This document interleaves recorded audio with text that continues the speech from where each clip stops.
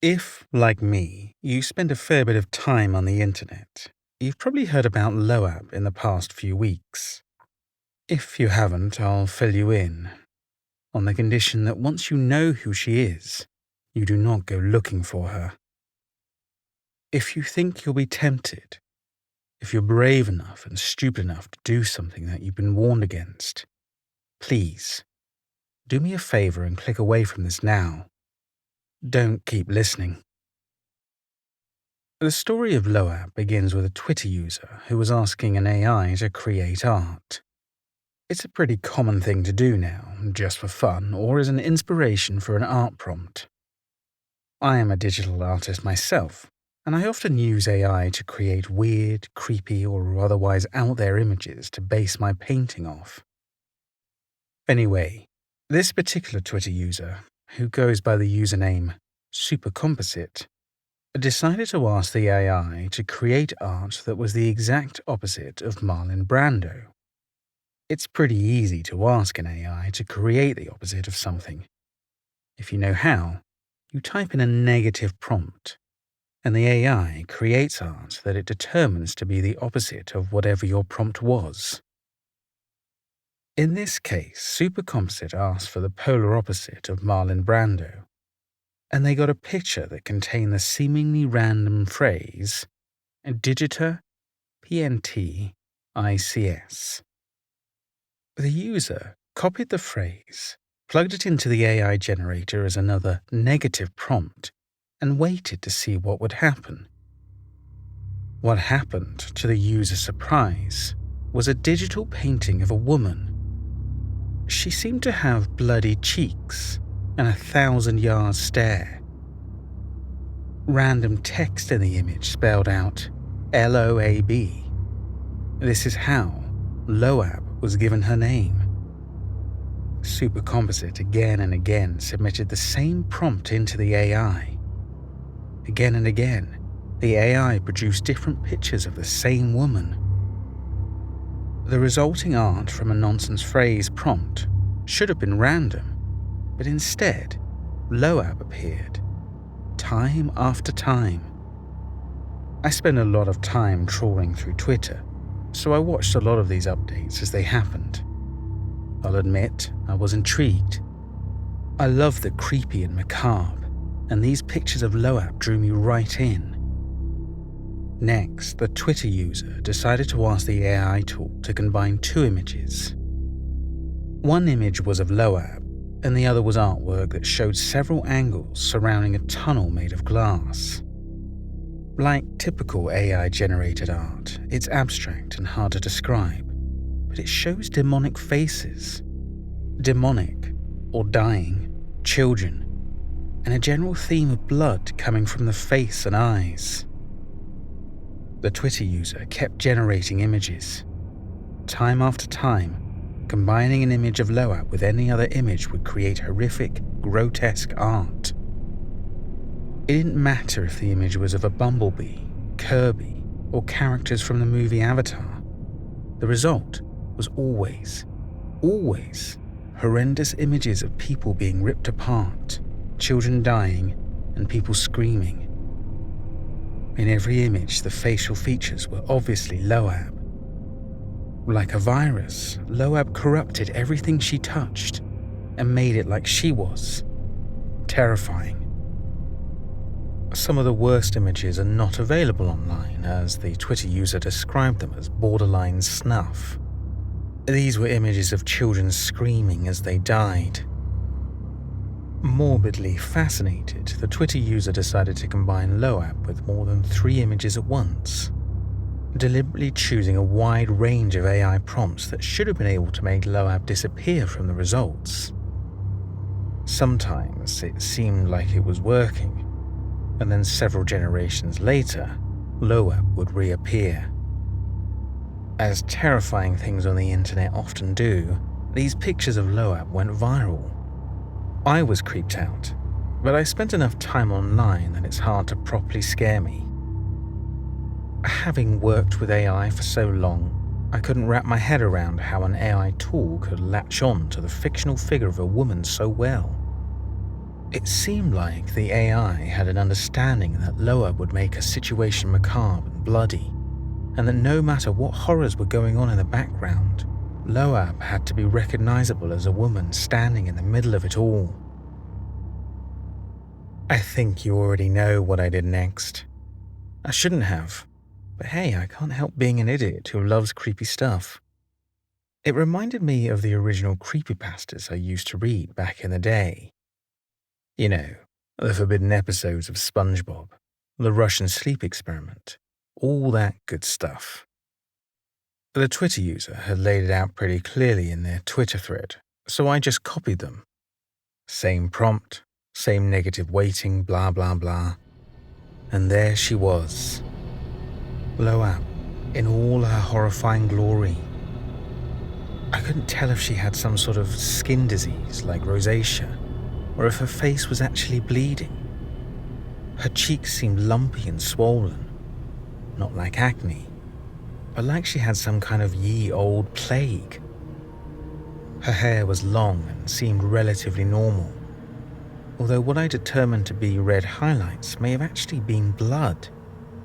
One eye was much bigger than the other, almost like it had detached and wanted to pop out of her skull.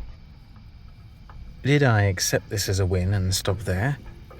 Oh no, I've been an idiot for almost 28 years and I wasn't stopping now. I took it upon myself to crossbreed my image of Loab with as many other images as possible. Combining Loab with a picture of a loaf of bread gave me an image of a woman in a white gown screaming with half her face missing. Combining Loab with Donald Trump gave me what seemed to be Loab in a business suit holding the head of a baby. No matter how weird I got with the other image, it always featured either Loab or a bunch of gore. Usually it was Loab and a bunch of gore. From most of the images, it didn't seem like Loab was the victim either. She always seemed to be the perpetrator of the violence. And more times than not, she was staring straight through the screen at me. I've been in a bit of a creative slump with my digital work recently, as you can probably tell from the fact that I spent the best part of a day looking at AI-generated images of a creepy fictional woman. The absolute violence and empty horror of the images I was creating filled me with a bit of motivation to create something myself. I mostly do abstract stuff, really Picasso-esque in a way. I figured I could use some reds and whites, inspire myself a little bit from Loab without actually doing weird fan art of her. I got out my drawing tablet and got to work. I decided on something slightly more abstract than normal. Lots of jagged lines, lots of fabric folds. It wasn't clear that the red was blood and there were no dismembered limbs or anything like that. It was just Loab adjacent. Loab inspired.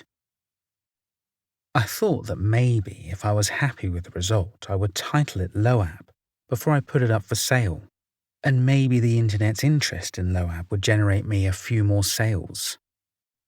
When I do abstract work, I do really fine details by zooming in very close and completing a small square of the image, then zooming out slightly and moving to the next. It means that I can detach myself from trying to make the painting look like something and focus on how to make the painting feel like something, if that makes sense. It causes a lot of eye strain though. I worked for about 7 hours, well maybe 3 that night, and then I slept like a baby and kept working the next day. After the initial painting, I get into a kind of flow state where time passes around me, and I'm completely absorbed in creating art. That was the state I got into while creating that painting, and I found that I had missed it while I was in my slump. I was quietly hopeful that I'd gotten my motivation back and then it would be a bit easier to pay rent for the next month or two. Finally, I was done. I cross-hatched the final fabric details in the zoomed-in square I was working on, and then zoomed out to look at the final product. As soon as I did, I just about vomited up my heart. I mean it. My heart thudded so hard that I felt sick, and I had to swallow hard to keep it down. I could see her. I hadn't been painting her. I'd just been inspired by her. But there she was. Somehow, all of those little abstract details I had painted while zoomed in had added up to the faint silhouette of a woman's face, just to the right of the center point. It was subtle. The outlines of her facial features were just a few shades darker than the background behind her, but it was unmistakable. I could see the darkening of her cheeks, with rosacea or blood. I could see the strange swollen shape of her nose and the uneven eyes. Both of her arms were lifted, and although the details were blurry, it looked like she had no hands, just stumps. There didn't seem to be too much horror in the background. It was the same as the rest of my work. Lots of triangles, lots of soft folding lines. I never painted people. Portraits bored me, and I had not painted Loab. I had painted lines, random patterns, all of it disconnected, and somehow Loab had found it. Just like the way with the AI Loab had made her way into the next generation of art. No, I am not showing you the painting. Absolutely not. If you want to imagine it, it's almost like you can look at a tree trunk and see a face in the knots of the wood. Or like how the clouds seem to be shaped like a dragon one day, and then a bunch of people take pictures and post them online. It was that kind of imagery, not a straight-up painting of Loab. I want you to think I was imagining it. Maybe a little too much Red Bull and not enough sleep. So I FaceTimed a friend of mine, a fellow digital artist who I hadn't told about my Loab fascination. Hamish answered after a few rings, and I asked if I could have his opinion on a new piece of work. For some reason, I didn't want to send him a copy, so I switched the call to my phone and videoed my laptop screen. Jesus Christ, dude. The vibes are terrifying. I love it though. Way darker than anything else you've done. Can you see anything in it? Any images that you can make out? I asked, hoping he would think it was one of those weird psychological tests where you can either see a horse or a duck, depending on what way you turn your head. It's a lady, right? A lady with no hands. I did what any of you would have done. After staring gormlessly at my screen for a few minutes, I said, "Nope," out loud to myself and slammed my laptop shut. I hung up on Hamish and hoped he would understand. I didn't make any art for days. I couldn't acknowledge to myself that I was terrified because that would mean admitting that I believe Loab was more than just a weird AI creation. I didn't want to think about it, but the bills weren't going to pay themselves. Eventually, I had what I thought was a genius idea. If Loab could only appear in online artwork, I would just work offline. I got out my oil paintings, cleaned the crust from the bottles and set up the canvas. But this time I deliberately went for a concept that was far away from the dark horrors I had created on the AI tool. I used light blue, the colour of a cloudless sky. There were soft specks of yellow and pale green. It was a goddamn spring festival in a painting, that's what it was. There was no room for horror in it. It took a while to get into it, especially because it wasn't my usual painting vibe, and because I hadn't painted on canvas in months. I even made it a little less abstract than normal, adding some floral bursts and leaves, figuring it would be harder for me to imagine a woman in a painting if there were other things to focus on. Eventually, I was in the same zone. My fingers were splattered with paint. My eyes were exhausted from staring at one canvas for hours on end. And I was satisfied that I had created something that Loab couldn't touch. You may think I'm paranoid at this point in the story. I wasn't as self-aware about my terror at the time. But hindsight is wonderful, and I'm scared enough now it's hard to tell the story in any other way. You see, When I looked back from the canvas and took a look at what I had created, I burst into tears. There, in a bold line of sunshine yellow, was the hollow of two misshapen eyes. They looked at me mournfully, or predatorily. I'm not sure which, and I don't want to be.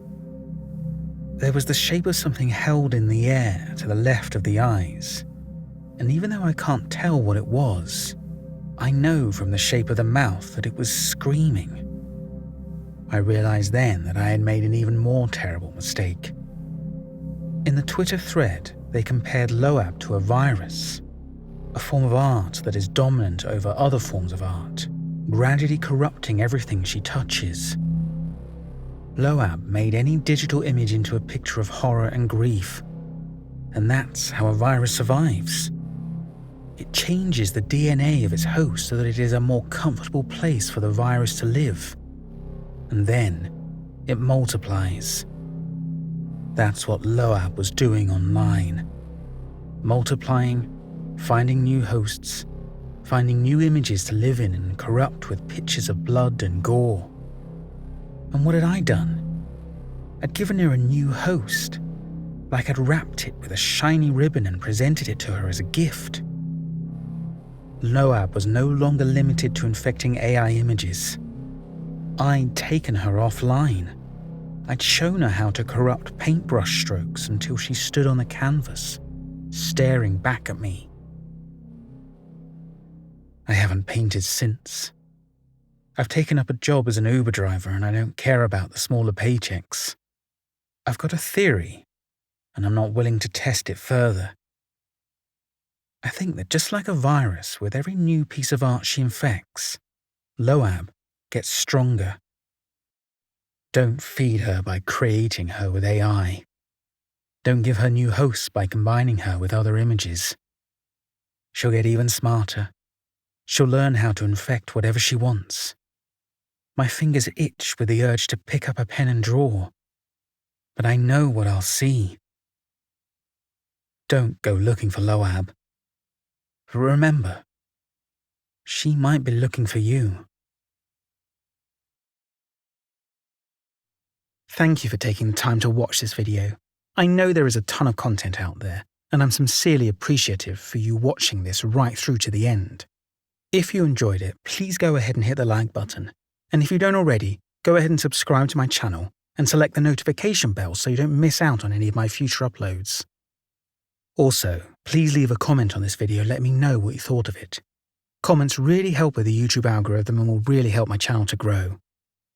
You can also let me know what type of videos you would like to see more of on this channel. That really helps me branch out into new subject matters. If you have a story you would like me to tell on this channel, please email it to me at stories@daredevril.com. If you want to support my channel even further, there are a number of ways you can do so. You can buy me a coffee via my Ko-fi account, or simply help me out by sharing my content with anyone you might think is interested in watching it. Thanks again.